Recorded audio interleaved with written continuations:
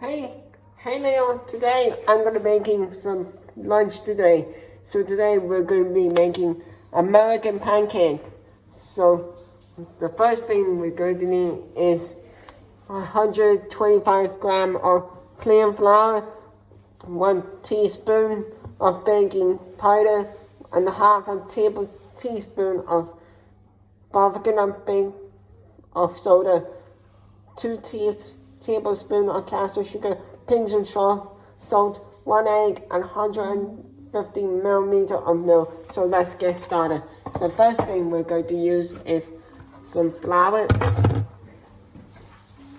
like this plain flour, and then use the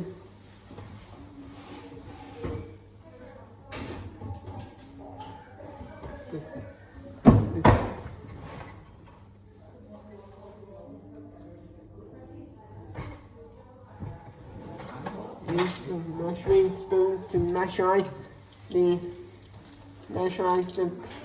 barbecue of soda or baking powder. So we have to whisk it all together to make it look thick. Have to put butter in the frying pan, and then you try flip it over so you can make it.